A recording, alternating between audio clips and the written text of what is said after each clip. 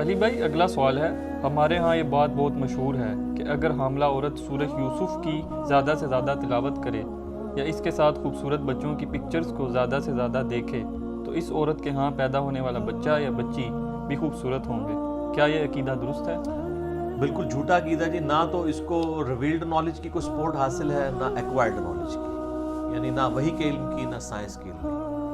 اور قرآن نے تو ہمیں واضح کہا ہے وَلَا تَقْفُ مَا لَيْسَ لَكَ بِهِ عِلْم، اے انسان کسی چیز کی پیروی اس وقت تک مت نہ کر جب تک تجھے اس کے بارے میں علم نہ حاصل ہو جائے۔ إِنَّ السَّمْعَ وَالْبَصَرَ وَالْفُؤَادَ كُلُّ أُولَٰئِكَ كَانَ عَنْهُ مَسْئُولًا، بے شک کان، آنکھیں اور عقل، اس کے بارے میں پوچھا جائے گا کہ ان تین انسٹرومنٹس کو استعمال کر کے تم نے حق بات تک پہنچنے کی کوشش کیوں نہیں کی۔ یہ سورہ بنی اسرائیل کے اندر 9th کمانڈ ہے، آیت نمبر 36 میں۔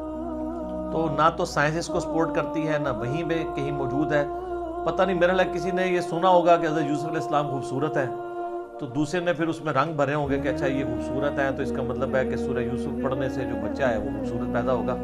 اللہ کرے حضرت یوسف علیہ السلام کی خوبصورتی میٹر نہیں کرتی ہے، اصل میں ان کے کردار کی خوبصورتی میٹر کرتی ہے کہ ان کو اتنی عورتوں نے ورغلایا۔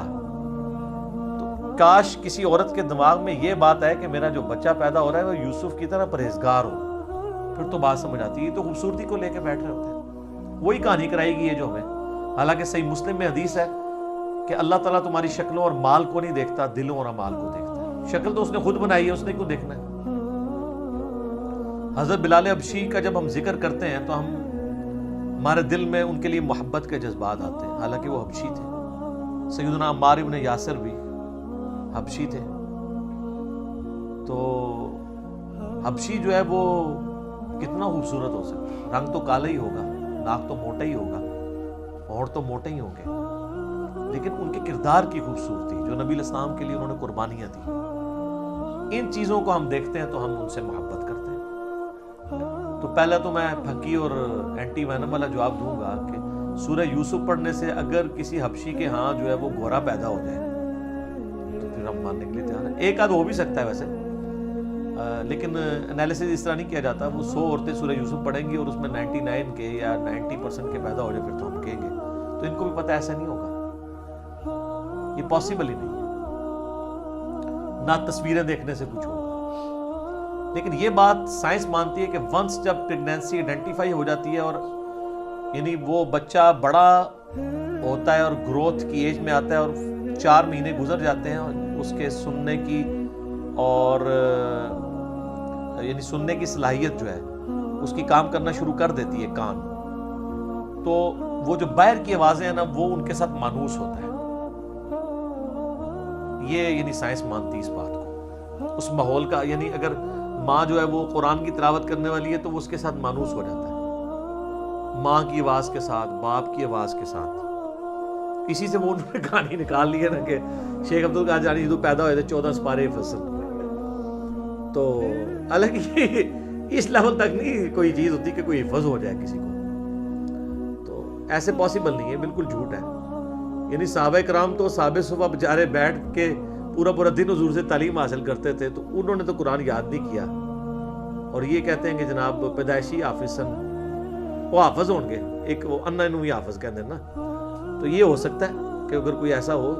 باقی شیخ عبدالقادر جیلانی کے اوپر جھوٹ ہے، انہوں نے کبھی نہیں یہ کہا کہ میرے بارے میں یہ کہتا ہے۔ یہاں کہتے ہیں جی وہ دائیں طرف سلام پھیرا تھا سارے حافظ ہو گئے، اور پیچھے نماز پڑھنے والے بائیں طرف پھیرا تو سارے ناظرہ ہو گئے، تو پیچھے والا کیا ہوا؟ پیچھے میں بیٹھ گیا تھا، میں کہا جی حضرت صاحب تسی سناؤ نا ذرا نماز جڑی پڑھی ہے، تو تجوید کے ساتھ نماز بھی نہیں سنا سکتے یہ لوگ، ترجمہ تو بڑی دور کی بات ہے، سب کچھ توہمات ہے جو چل رہا ہے، اس کا دین کے ساتھ کوئی تعلق نہیں ہے۔ باقی خوبصورت اولاد کے لیے خواہش کرنا، عیب سے پاک اولاد کے لیے خواہش کرنا، یہ تو آپ کا حق ہے، آپ ضرور دعائیں کریں۔ ایون بیٹا مانگنا بھی آپ کا حق ہے۔ حضرت زکریا علیہ السلام کے بارے میں آتا ہے کہ انہوں نے کہا کہ اولاد یعقوب کا وارث ہو جو ہیکل سلیمانی کو، ٹیمپل آف سلیمان کو میرے بعد دیکھ سکے۔ تو بیٹے کی خواہش کرنا تو کوئی بری چیز نہیں ہے، کریں، لیکن نیک اولاد کی۔ ربنا هب لنا من ازواجنا وذرياتنا قرۃ اعین واجعلنا للمتقین اماما، یہ دعا ہونی چاہیے، اے اللہ میری بیویوں میں، میری اولاد میں، ہماری اولاد اور بیویوں میں آنکھوں کی ٹھنڈک بنا دے اور ہمیں پرہیزگار لوگوں کا امام بنا. یعنی ہمارے جو اولاد میں لوگ ہوں وہ پرہیزگار ہوں. یہ دعائیں ہمیں سکھائی گئی ہیں. خوبصورتی ہیں یا یہ شکلیں والی تو کسی پیغمبر کی میں نے ابھی تک کوئی دعا نہیں یعنی سنی یا پڑھی کہ انہوں نے یعنی خوبصورت اولاد کے پیدا ہونے کی دعا کی. وہ تو اللہ تعالیٰ نے جو ڈیفائن کیا ہے وہی کچھ ہونا ہے. پھر ہر بندے کی خوبصورتی کا کرائٹیریا بھی ڈیفرنٹ ہے. صحت مند اولاد کی بات ہونی چاہیے. اس قسم کی دعائیں اللہ تعالیٰ سے کرنی چاہیے. باقی اس قسم کے یہ وظیفے کرنا اور ان کی بنیاد پہ یہ عقیدہ رکھنا, یہ پھر بات کہاں سے کہاں چلی جاتی ہے. اور یہ ہمارے سب کانٹیننٹ میں انڈیا, پاکستان, بنگلہ دیش, ایون افغانستان میں بھی یہ ساری اس قسم کی مت پائی جاتی ہے. لوگ بڑے یعنی فخریہ اس چیز کے اوپر بات کر رہے ہوتے ہیں. تو جناب گوروں کے بچے تو اتنے خوبصورت ہیں, ان میں سے کوئی بھی سورہ یوسف نہیں پڑھتا. یہودیوں کے بچے دیکھیں کتنے خوبصورت ہوتے ہیں, تو وہ تو کوئی سورہ یوسف نہیں انہوں نے پڑھی ہوتی ہے. اس طرح کرنے سے کچھ بھی نہیں ہونا.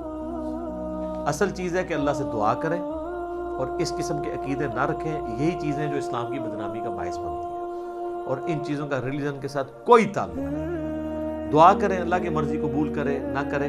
اصل چیز ہے کہ یہ ہمیں دعا سکھائی گئی ہے کہ ہم نے نیک اولاد کے لیے وَجَعَلْنَا لِلْمُتَّقِينَ إِمَامًا, مجھے پرہیزگار لوگوں کا امام بنا. یہ ہمیں دعائیں سکھائی گئی.